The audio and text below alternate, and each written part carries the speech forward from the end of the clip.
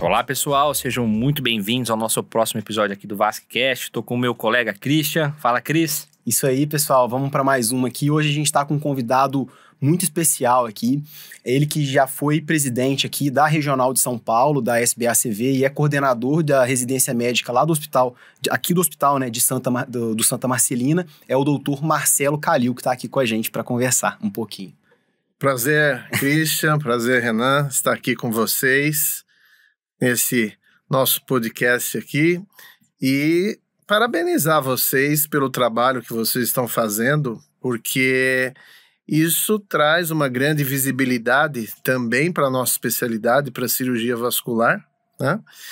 E traz também vários desafios, né? Dependendo do tema que se discute, né? Parabéns pela oportunidade. Muito obrigado pela oportunidade aqui. A gente Muito obrigado pelas palavras. Muito obrigado. Doutor, conta um pouquinho como é que foi a trajetória do senhor até aqui, como que chegou a sociedade e agora a coordenação das residências, de tudo. Então, eu me formei na Faculdade de Medicina de Santo Amaro, né, em 1991. Depois tive que ir para o Exército, né, aquela obrigatoriedade, fiquei um ano no Exército. Durante esse ano no Exército, eu fui fazendo até a tese de mestrado que eu desenvolvi na anatomia, na Escola Paulista de Medicina, mas já tinha entrado na residência de cirurgia geral do Santa Marcelina, né? E durante a faculdade, assim, a gente tem várias oportunidades e fica pensando no que vai fazer depois, né? E eu gostava muito de anatomia, tive um professor de anatomia que era um cirurgião vascular também, que lógico, na época que ele fez residência e faculdade, não existia ainda a cirurgia vascular, que era o professor Prats. Mas o professor Prats acompanhava o professor Mário Den, que foi o fundador da SBA. Na época, a SBACV se chamava Sociedade Brasileira de Angiologia, né? Isso em 1952, lembrando que a nossa sociedade fez 70 anos agora em agosto, né? E aí, o professor Prates ensinava, assim, anatomia maravilhosamente bem, né? Hoje ele ainda é vivo, com 89 anos, e ficou aquele gosto, né? E anatomia do sistema circulatório. Então, e ainda eu tenho um primo que é cirurgião vascular, o Dr. Walter Campos. Tinha um tio, um primo do meu pai, que era professor da Escola Paulista de Medicina, o professor Emil Burian.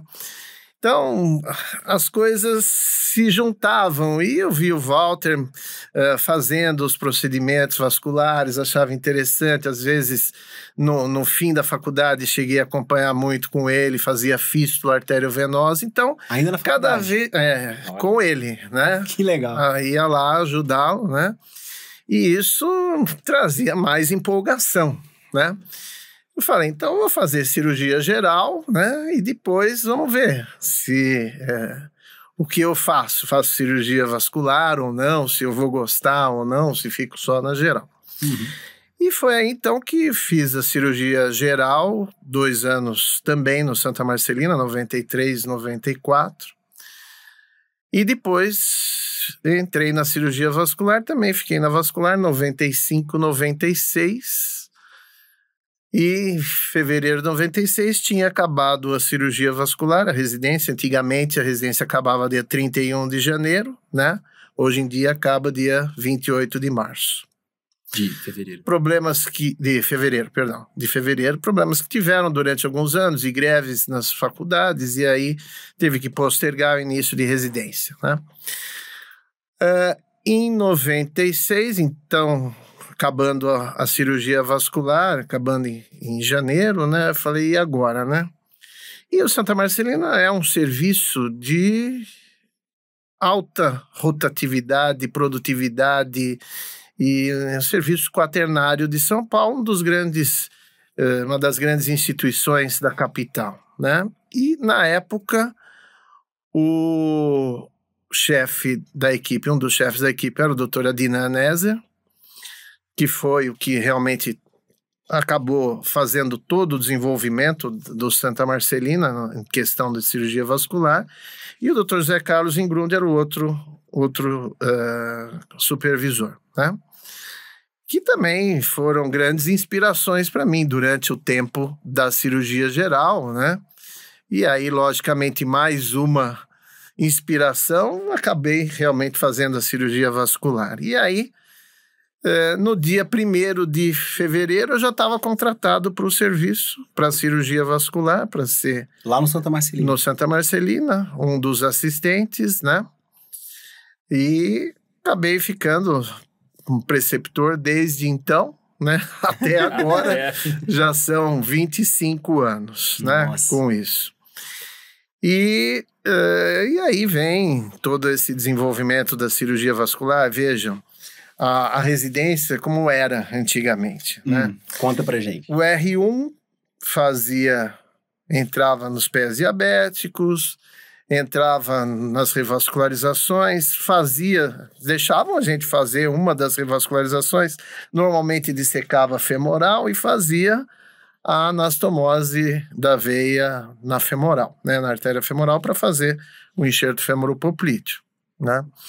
Lógico que aneurisma era do R2, Existe sempre uma confusão, né? R1, R2 ou R3, R4. Antigamente a gente falava o R3, que era o R1 da vascular, o R4, que era o R2 da vascular, né? Então, no R1 fazia muito pé diabético, varizes, né? Ambulatórios lotados, né? Vocês são do HC, sabe como é que é. O ambulatório eram 130 pacientes, pegava amanhã ou às vezes começava de tarde e ia até acabar. E às vezes de sexta-feira acabava o ambulatório, ainda tinha um monte de cirurgia para fazer, saía meia-noite, 1h, 2h, não tinha hora. A doutora Adnan nunca esquentou a cabeça, então a gente ficava. Acabar. O povo trabalhando aí. Vamos, né? Ele ficava junto. Ficava. Ele, o Zeca ficavam, né? O Felipe ficava, então todo mundo ficava lá até acabar. E era assim, era uma... Vamos dizer, uma família, né? Porque todo mundo ficava junto, entrava junto, saía junto. Eram quantos? De assistentes na época existia, além do Dr. Adnan e do Zé, que tinha o Felipe Nasser, né? Que hoje é o supervisor do Santa Marcelina. Tinha o Ayrton Mota Moreira, que hoje é da radiologia no Sírio, né? Da radiologia intervencionista. E eu. Tinha que tocar o serviço todo. Tinha que ir, né? Porque a gente não tinha muita equipe, né? Zona Leste sempre foi uma zona lost, né? Meio perdida no mapa, meio fora de rota das pessoas. Mas lá drena uma área gigantesca, drena 4 milhões de habitantes. Nossa porque Senhora. não drena só da cidade de São Paulo. E puxando um pouquinho para hoje a gente drena pacientes que vêm de, por incrível que pareça, Guarulhos, Suzano, Mogi, Poá. Quer dizer, uma área imensa que não tem infraestrutura nenhuma na especialidade e que acaba tudo sendo drenado para lá. Entendi. Na época era um pouco menos, né? O volume era uma coisa insana. Hoje em dia continua assim, às vezes, mesmo você sendo referendado, os vagas zero dominam A gente ouve falar desde a faculdade que o Santa Marcelina é uma das residências mais puxadas, né? Desde a geral. Você tinha algum fim de semana livre? Agora isso era complicado. Porque assim, o residente sempre dá plantão para sobreviver, né? E eu dava plantão no Campo Limpo, no Hospital do Campo Limpo, de sábado. Nossa, imagina. Na época em que o Campo Limpo drenava o Jardim Ângela, que era o bairro mais violento do mundo, não era de São Paulo, era o bairro mais violento do mundo, onde a criminalidade era maior. E tinha baleado, esfaqueado em tudo quanto é a região do corpo, então... E eu, na época, era um dos mais novos no plantão, isso em 93, 94. Imagina, sobrava sempre pro mais novo no plantão também, né? Mas é bom que aprendeu bastante também, né? Então, e a gente ficava aí, a gente gostava, né? Infelizmente, essa é uma mudança que a gente acaba vendo hoje em dia, não tanto no residente da especialidade, porque o residente da especialidade tem um senso maior de que se ele não aprender na residência, onde que ele vai aprender, né? Mas, por exemplo, o residente da cirurgia geral, ele era muito mais ligado quando ele passava na especialidade, ele ficava, ele entrava na cirurgia. Hoje ele some, desaparece, infelizmente. E às vezes vai ser a única oportunidade que ele vai ter de entrar naquele procedimento, ou pelo menos ver aquele procedimento. Sim. Né? Então, e da mesma forma, os clínicos, as residências de outras áreas, está acontecendo muito isso, né? E essas mudanças, às vezes, me deixam um pouquinho preocupado em relação ao que vai vir no futuro, né? Porque Entendi. a gente prima por uma qualidade boa do serviço, mas hoje em dia se prima um pouco mais pela qualidade melhor de vida. Aí começa... Há uma certa... um conflito aí, um né? certo conflito, E é um exatamente. dilema, porque na teoria tudo é muito mais bonito, é muito mais fácil, mas na prática, você aplicar, é muito mais complexo do que a gente imagina, né? Como é que vai administrar tudo isso? Exatamente. E aproveitando isso que o senhor falou, qual que é a sua opinião com relação ao acesso direto? No sentido assim, se a gente fosse fazer uma mudança, por exemplo, de não ter mais cirurgia geral. O aluno da faculdade forma e já escolhe ali residência de cirurgia vascular ou aparelho digestivo, plástica e assim por diante. Qual que é a sua opinião sobre isso? Então, eu acho um tanto quanto complicado, né? Porque, vejam, a cirurgia cardíaca é acesso direto. Isso, mudou recentemente, né? Sim, mas você tem que ter uma base, né? A cardíaca nem tanto quanto a vascular. Nós mexemos da cabeça aos pés, né? Tudo. A gente tem que saber tudo. Cervical, braço. Então, o residente da cirurgia vascular tem que ter passado na cirurgia geral. Não adianta. Ele tem que ter feito um aprimoramento, ter passado nas especialidades cirúrgicas, visto abordagens, visto dificuldades. Eu não sou muito favorável a que se tenha acesso direto à cirurgia vascular. Mesmo que a gente fale, não, ele vai ter 5 anos na residência, aí a gente vai ter um outro conflito, que é a bolsa para o residente. Que quem teria que assumir a bolsa seria a cirurgia vascular. A bolsa do R1, do R2, se ele fosse fazer esse tipo de acesso direto, nós teríamos que dar uma formação de R1 e R2 de geral para ele. Muitos hospitais não têm isso, né? Dificultam essas possibilidades. Sim. Então, eu ainda acho que tem que ter a cirurgia geral. Outro grande problema hoje, a cirurgia geral passou a ser 3 anos. Sim. 3 anos de cirurgia geral, para quem vai fazer uma especialidade, não estou nem falando da vascular, pode ser plástica, pode ser uro, pode ser cirurgia pediátrica. Imagine vocês, vai fazer cirurgia pediátrica, faz 3 anos de geral e mais 3 anos de cirurgia pediátrica? Uma outra faculdade. Outra faculdade.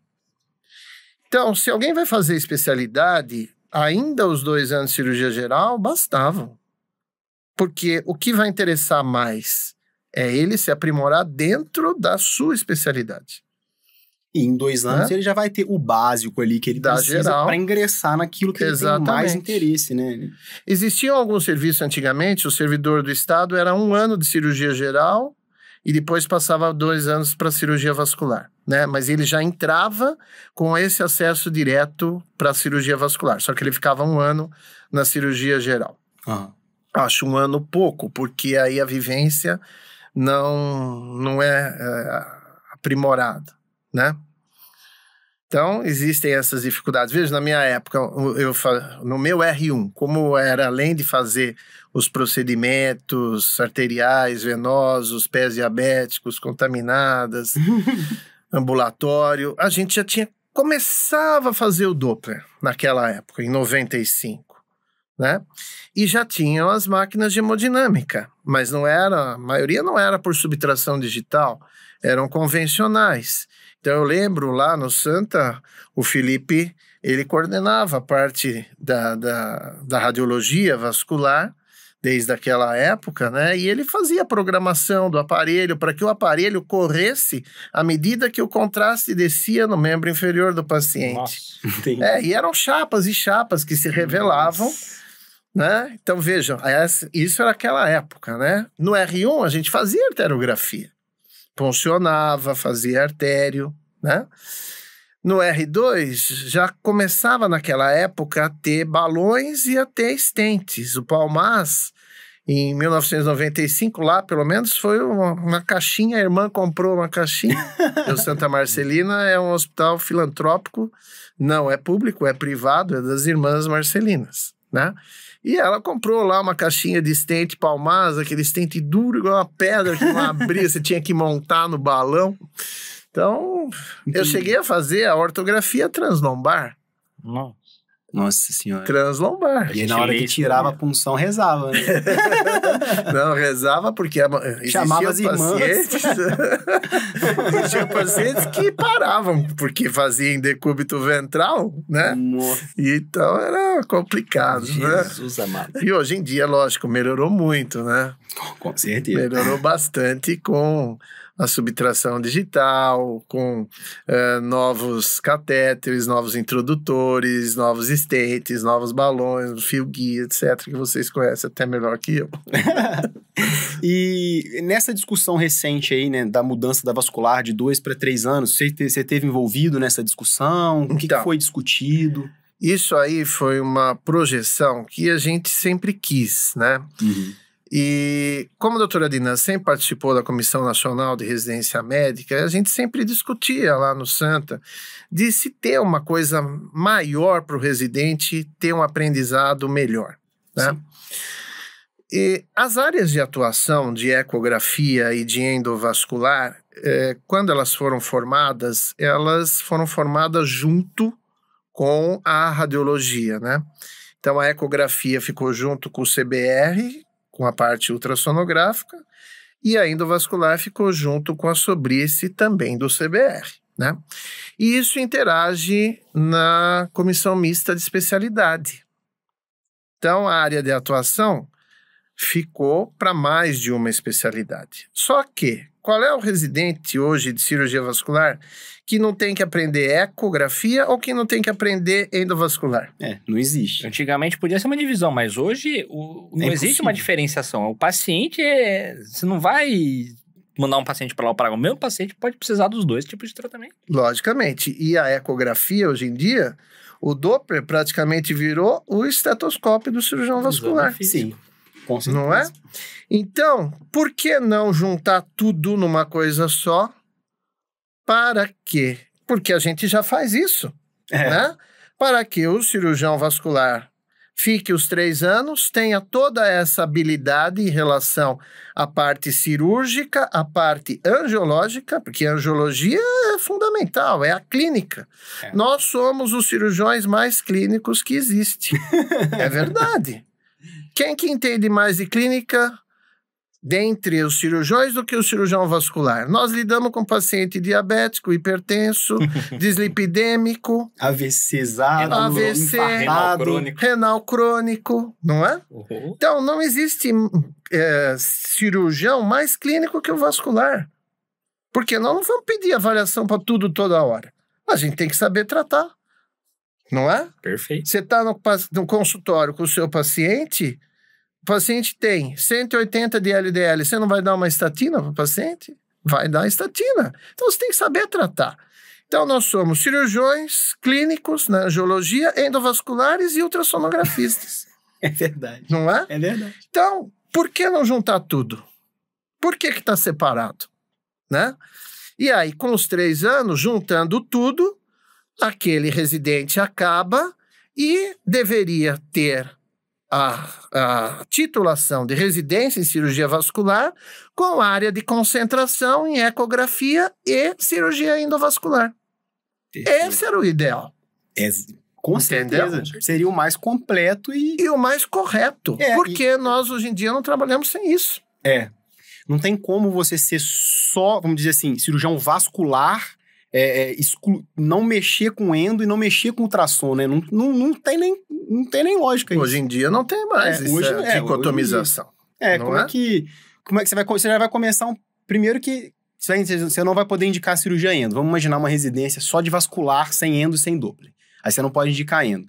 Se você for indicar endo, você já vai ter que fazer... Como é que você vai fazer uma punção hoje, se não for guiado por um ultrassom ou a própria avaliação do paciente com varizes, mesmo que você seja só vascular, sem endo? Poxa, é interessante você... Mesmo que você não saiba fazer um mapeamento completo dos membros inferiores, fazer um exame para a sua cirurgia, né? O que você vai precisar saber ali, Com certeza. Exatamente. Então, você tem que ter tudo, né? E aí é o grande problema. A gente conseguiu até, durante o ano de 2018, no fim de 2018, quando o Sacilotto era o presidente da Nacional, fazer esse projeto que o doutor Adina escreveu, as matrizes de competência do R1, do R2 e do R3, foi aprovado pela Comissão Nacional de Residência Médica e era para ser instituído em 6 hospitais de São Paulo, né? Na época, o grande problema foi bolsa e foi justamente a captação em relação a vai dar para fazer, não vai dar para fazer, como é que a gente faz? A Santa Casa conseguiu, transformou aquelas bolsas que eram da endovascular na cirurgia vascular, então ficou o número igual de R1, de R2 e de R3, né? Nós, no Santa Marcelina, começamos o ano passado, R1, R2, R3, o mesmo número de bolsas. Só que, decisão agora da plenária da Comissão Nacional, em abril, acabar com os projetos pilotos. Acabaram com os projetos pilotos. Só que deram a condição de se fazer um ano adicional. Como assim? Um ano a mais da especialidade. Tá. Certo? Por conta da pandemia ou por... Não. Pelo pedido, né? Por não ter mais projetos pilotos e haver essa possibilidade de fazer um ano a mais da especialidade. Só que esse ano a mais não pode contar como área de concentração de eco e de endo, que era o que deveria contar, né? Porque a ideia de aumentar esse um ano é justamente... Unificar, exato. Só que você tem que brigar com a comissão mista de especialidade, para que você possa ter esta disponibilidade do residente que acabar os 3 anos, além de fazer a prova da vascular, poder fazer a prova do título de endo e de eco, né? O projeto piloto está garantido, porque isso aí já foi pré-estabelecido. Agora, se acaba com o projeto piloto e põe ano adicional, voltou para trás. Eles têm algum objetivo para ter feito isso? Financeiro, logístico? Não sabemos. Então, houve muitas discussões na plenária da Comissão Nacional, né? E como eles queriam, de toda forma, acabar com os projetos pilotos, não só especificamente da vascular, mas de todas as outras áreas, né? Pode ter. Acabou indo a vascular, caindo dentro pra vascular. Exato, Entendi. Caiu dentro do mesmo balaio, né? E o pessoal da a sociedade, por exemplo, de radiologia, como que eles veem essa situação? Então, Tá. Tá bom. difícil você... Talvez... É porque vamos pensar a Sobrice, né? Isso. A Sobrice tem muito cirurgião vascular, Tem, né? com certeza. Talvez a maior parte dos sócios da Sobrice sejam cirurgiões vasculares. Talvez. Então, talvez não vejam com maus olhos, né? Talvez seja uma questão da gente organizar, né? Agora, não sei como ficaria o ultrassom com o Colégio Brasileiro de Radiologia. Talvez também não seja nenhum bicho de 7 cabeças. Talvez seja uma questão de organização também, né? Mas também a Sociedade de Cardiologia pode fazer ultrassom vascular, vocês sabiam? tem essa possibilidade, porque eles fazem ecocardiograma e eles podem fazer também ultrassom vascular. Cai dentro da comissão mista de especialidade. Entendi. Entendeu? Então... É bem mais complexo. É bem mais complexo, né? Simplesmente, vamos fazer vamos aqui... decidir o que a gente acha que é certo. Nossa, não é simplesmente assim. Exatamente. Mas vamos caminhando. Já foi um grande passo poder, em algumas instituições, ter o projeto piloto e agora poder ter essa chance de aumentar um ano a mais. Só que, vamos supor que se mantenha aí os 3 anos de cirurgia geral. Como é que vai ficar a especialidade cirúrgica, vascular, pediátrica, plástica, né?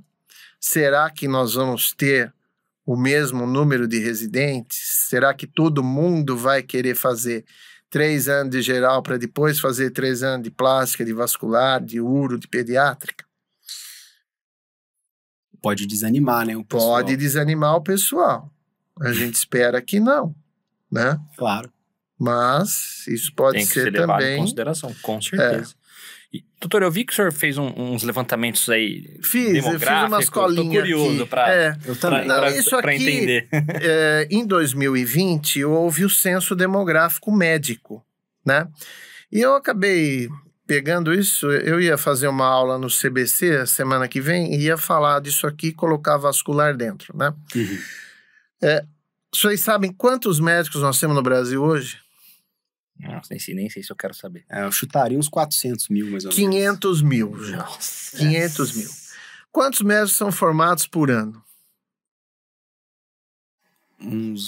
Deve estar alto aí, uns 60 mil. Não chegou a tanto. Né? Mas uns 30 e poucos mil chegou. Né? E por enquanto, né? Por enquanto, porque ontem, veja, a reunião no CREMESP ontem à noite, um dos assuntos tocados foi isso. Abertura continua indiscriminada do número de faculdades de medicina e, o pior, a abertura indiscriminada no número de vagas dentro daquela faculdade. Então, existem faculdades hoje que têm 6, 7 campus, cada um com 100 alunos por semestre. Então, se ela tem 6 campos com 200 alunos formados por ano, são 1.200 alunos só dessa instituição. Eu pergunto para você, como é que faz, né, para dar uma formação adequada para esses alunos? Aonde que esses alunos têm a sua atuação? Em que hospital? Em que ambulatório? Ou em que UBS? Como é que vai ser o internato desse pessoal? Exato. Botar 20 dentro de uma sala? Quem é o tutor? Quem é o professor que vai acompanhar toda essa gente? Então, nós estamos num boom aí de vagas, que é o que é mais preocupante. Com ações das instituições, muitas instituições entrando com ação no Supremo para que possa liberar novas faculdades ou um maior número de vagas. Eu dou aula no Santa Marcelina, que é uma entidade privada, mas eu tenho um hospital com 750 leitos, onde a gente pode pôr um aluno, mais 3 OSs com 250 leitos cada uma e mais 130 UBSs. Nossa. Então, você tem que ter isso. Tem que ter um hospital por trás. Tem que ter professor. Com né? certeza. Professores, tutores que sejam. Para pra pensar, se você tem um professor ensinando aí 200 médicos por ano, se um professor faz um erro na hora de ensinar, ele vai refletir esse erro em 200 pessoas. Essas 200 pessoas podem no futuro ser professores. E refletir isso cada uma. Você percebeu que pode ser um problema exponencial? O pior o pior cenário é piorar a qualidade da medicina, né? A prestação de cuidado pro paciente, né? Sim, Esse é o pior. Eu falo para os alunos, examinem os pacientes, né? Ponham a mão, porque hoje em dia eu atendo ainda na Prefeitura de São Paulo, pego os pacientes no ambulatório especialidade, o clínico examinou, nem olhou na minha cara. Infelizmente, né? Eu fico muito triste com isso. Com certeza. Porque a gente que dá aula, que ensina, ouve um negócio desse da população, quer dizer, deixa de um médico ser confiável. E isso extrapola para os outros também. Com certeza. Não é, Renan? Com certeza. Então, Eu fico, Difícil. eu fico revoltado quando o pessoal não abre o curativo pra ver ferida. Ah, pois é. Isso No aí é exame comum. físico não por causa de curativo no local. Nossa, isso me deixa revoltado. É. Às vezes até ultrassom eu já vi também.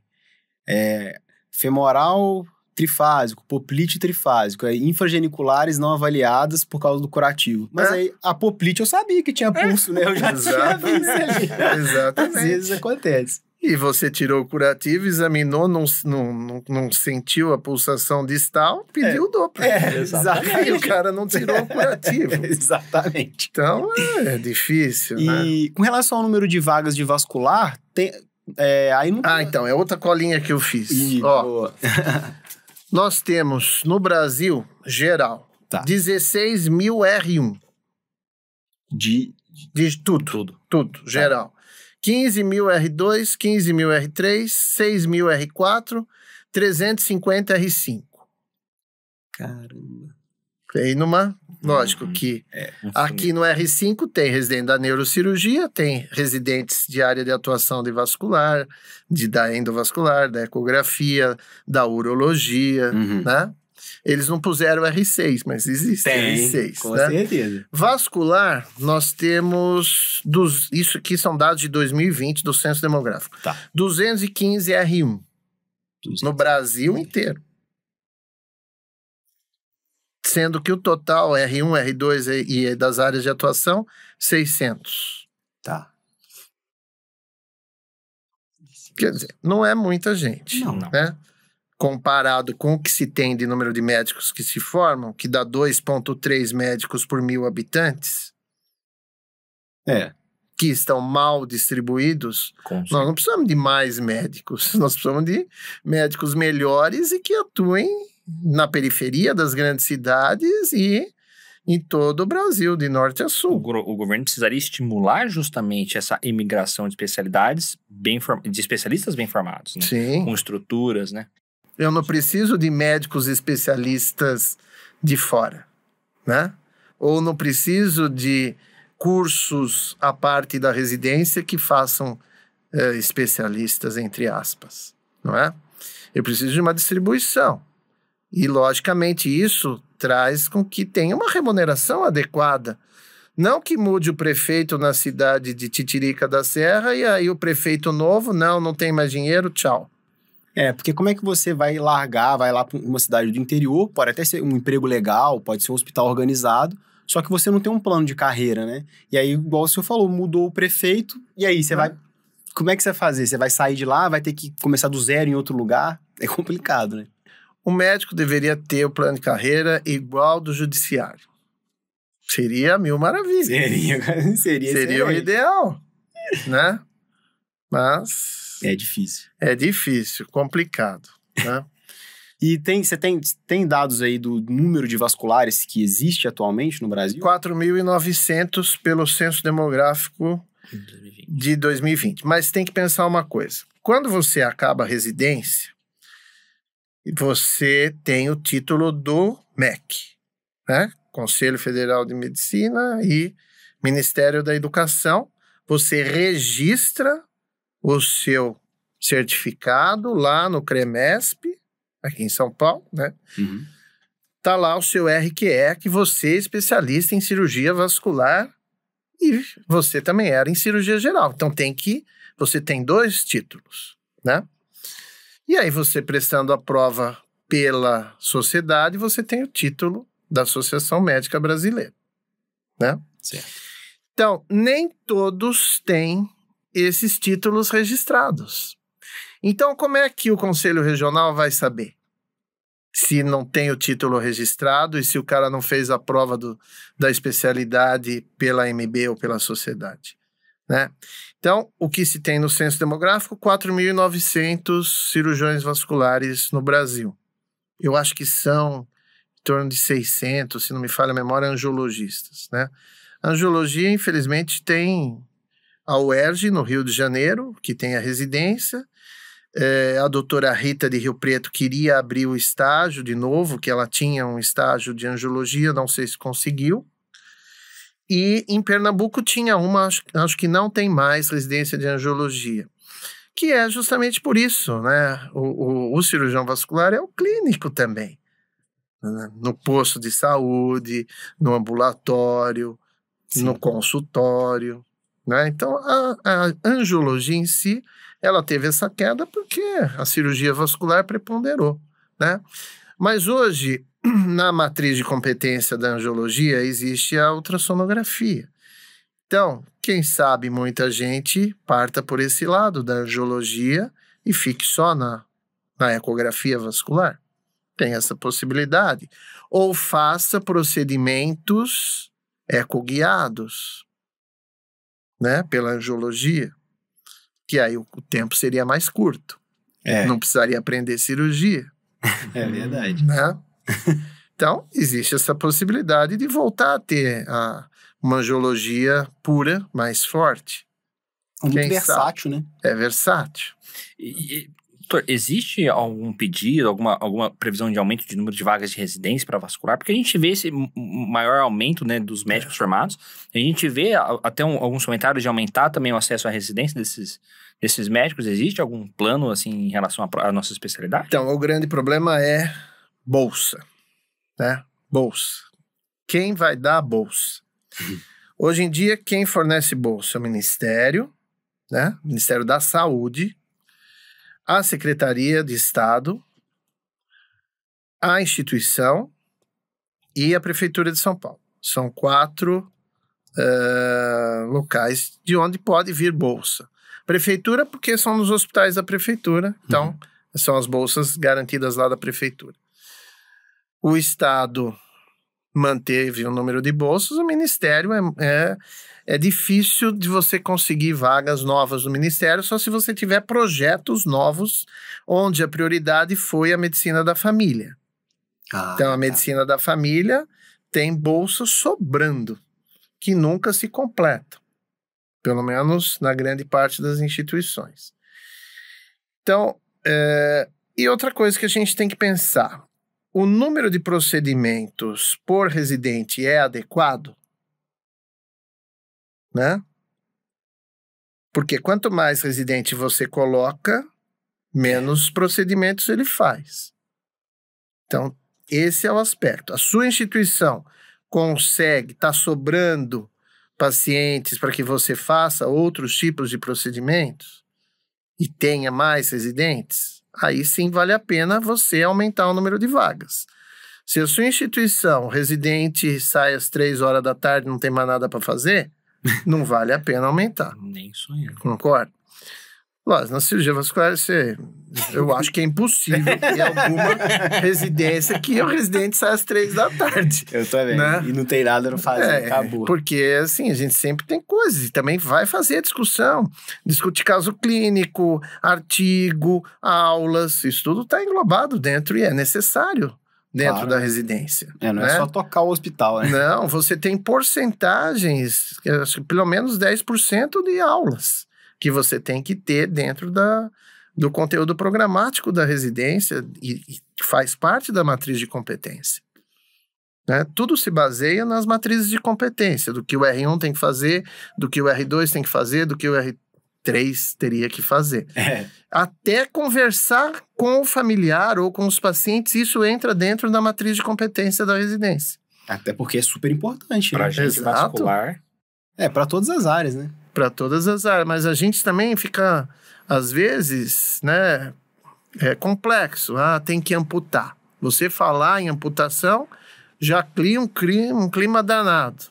Imagine você falar, olha, faleceu no intraoperatório do aneurisma de aorta que estava roto. Mais difícil ainda.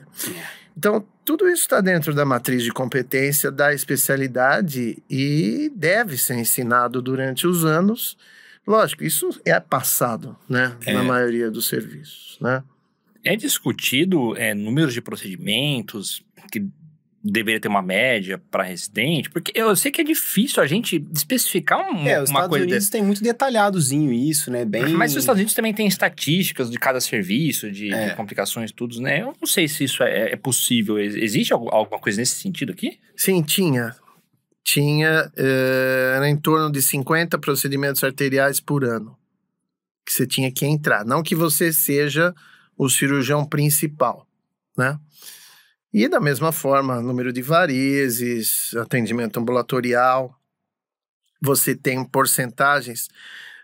Quanto da sua carga de residência tem que ser de ambulatório, quanto tem que ser de centro cirúrgico, quanto tem que ser de enfermaria, quanto tem que ser de UTI. E antigamente você tinha que passar na plástica, tinha que passar na dermato por causa das úlceras da pele, né? Isso caiu, né? Porque o aprimoramento do próprio serviço trouxe o benefício, né? Mas existia esse tipo de necessidade para que você abrisse o leque de conhecimento, né? Mas existe porcentagens e antigamente existia número de procedimentos, né? Veja hoje em dia o que acontece. A maior parte das residências é pé diabético, o que mais? Fístula. Aorta, né? Aneurisma. Ah, sim. O que mais? Fístula nem todas, hein? Porque tem serviços que não tem hemodiálise. Então não faz fístula. Catéter também, acho que catéter é um grande volume aí, em todo lugar. As úlceras venosas. Agora, tem chance de operar varizes na maioria dos serviços de residência hoje em dia? Olha a dificuldade que está sendo. É pouco. Né? É pouco, por quê? A prioridade dos grandes hospitais é a alta complexidade. Então a gente teve que dar uma reinventada para poder fazer as varizes também. É porque tem que aprender, né? Tem que aprender. Durante a residência tem que aprender. Não é acabar a residência e fazer um curso pagando 13, 15 mil de fim de semana para aprender laser. Eu não vejo isso como bons olhos, né? O pessoal dos cursos me mata.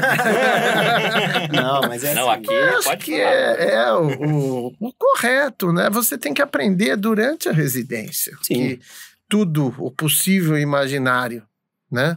Fazer no serviço SUS, na maioria você não tem disponibilidade de ter fibra de laser. Com certeza. Você não tem disponibilidade de radiofrequência na maioria. Você faz a cirurgia convencional ou espuma, né? Então, aí, cada serviço, ele tem que abrir os olhos e abrir o leque, ter os seus hospitais secundários aí para fazer também esse tipo de procedimento, né? Os seus hospitais dias, se não conseguir pôr durante a sua carga horária normal, né?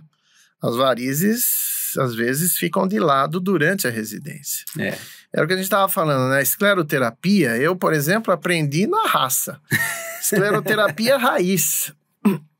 Porque eram tantos procedimentos arteriais, cirurgias enormes e varizes enormes. Você não fazia escleroterapia durante a residência. Mas isso é importante, você tem que aprender também durante a residência. Porque na prática, né? A vida pós-residência... Na prática, o que é? Vai 10% arterial, 9. mas o retorno é venoso. Né? Assim diz o Dr. Bruno Naves, o retorno é venoso. Essa é clássica, né? Não, e fora isso, que 90% dos atendimentos que você faz no consultório são varizes. É muito mais comum uma variz mesmo inferior do que um aneurisma Não é isento de complicação. Se você não souber fazer, você pode ter como complicação. Manchas hipercrômicas não são tão infrequentes. Ou trombose, outras complicações mais graves. Neurite. Então não é... Do safeno, do sural. São complicações pertinentes à técnica. Então, tem que aprender. Então, a escleroterapia e a cirurgia de varizes também tem que estar dentro do rol de aprendizado da residência. Com certeza. Só que, nas grandes instituições, isso aí, às vezes, fica meio de lado por causa de ser hospitais quaternários, na maioria deles, né? Então, você vê, a gente tem que ter subterfúgio para poder fazer os procedimentos venosos também. Né? Entendi. E acho que estamos chegando para finalizar aqui, tem alguma dica que você queira dar para os residentes de vascular ou o pessoal que está pensando em começar a residência aí? O que você diria para eles? Veja, eu sou meio suspeito, porque eu adoro a vascular desde pequeno. Então, a cirurgia vascular é uma cirurgia praticamente completa, né? Você sai um cirurgião praticamente completo. Como eu falei, você opera da cabeça aos pés, né? Você faz carótida no pescoço, às vezes ajudado por um neuroradiologista, faz embolização. Biópsia de temporal, né? Faz endovascular de aneurisma de aorta torácico, de dissecção de aorta ou cirúrgico aberto. Abdômen, faz de tudo no abdômen, né? Como é que o cirurgião vascular não pode ter... o problema do acesso direto é justamente esse, né? Ele tem que saber mexer na barriga. Como é que e o abdômen é uma caixinha de surpresa sempre. Então, ele tem que ter o conhecimento. E mexer, fazer amputação do hálux, né? Na cabeça, aos pés. Mas é gratificante, né? Porque você tem diversas áreas que você pode atuar, né? Eu faço vascular, quero fazer só aneurisma de aorta. Tem espaço? Tem. Nos grandes centros tem espaço. Mas eu gosto de fazer só Doppler. Tem espaço? Em todas as esquinas tem espaço. Não é? Em quantos laboratórios nós não temos no Brasil inteiro, aonde tem um aparelho de ultrassom lá? Então, às vezes, dentro da própria especialidade, você tem áreas mais tranquilas e áreas mais apertadas, né? Então, a cirurgia vascular é isso, é uma grande abrangência onde você pode atuar em diversas... Quero fazer só varizes. Você pode fazer só varizes. Você vai se dar bem a vida inteira, né? É verdade. Né? Você quer fazer só fístula. Você vai viver e bem só de fístula a vida inteira. Veja quanta gente se deu bem só fazendo fístula, né? Então, é uma especialidade que te traz uma grande gratificação também, porque você consegue trazer uma qualidade de vida melhor para o paciente, né? Nem que seja fazer uma amputação também traz uma qualidade de vida melhor. Também é um tratamento. Não é o fim, né? Reabilita, sai andando. Pena que no SUS a gente não consegue reabilitar muita gente, mas é uma cirurgia que também ajuda a viver, né? Então, e outra coisa para os mais novos, né? Fiquem firmes durante a sua residência, né? Aguentem firme, principalmente no R1, que é o ano mais complicado, onde todo mundo joga tudo pro R1, que não deveria ser assim. É verdade. O R2 tinha que ajudar mais, o R3, quando tinha que ajudar mais da área, né? Então, mas isso passa. E quando passa, vai melhorando. Do ponto de vista de menos trabalho físico, mas tem o trabalho aqui, né? Saber o que vai fazer, né? Mas é muito gratificante a cirurgia vascular e eu acho que ainda é uma área que muita gente deve fazer porque traz, assim, uma gratificação grande pra gente. Suspeito, né? Eu amo vascular, cara. Não sei o que eu faria se não fosse a vascular. Legal. Doutor Marcelo, muito obrigado aí pela sua presença, pela disponibilidade. Eu acho que foi bem engrandecedora aí a conversa. Muito legal a discussão. Deu pra gente aprender bastante coisa. Tenho certeza que o pessoal que tá ouvindo a gente não sabia de grande parte do que o senhor compartilhou aqui com a gente. Gostaria de agradecer a sua presença aqui, né, Renan? Muito obrigado, doutor. Realmente foi um papo bem legal. Eu que agradeço. Obrigado, Cristian. Obrigado, Renan. O trabalho de vocês, eu estava olhando, é muito legal, muito interessante. A discussão da prova do título foi sensacional, foi muito boa. Parabéns. Muito obrigado pela presença. E lembrando, SBACV do futuro. Isso aí. Isso aí.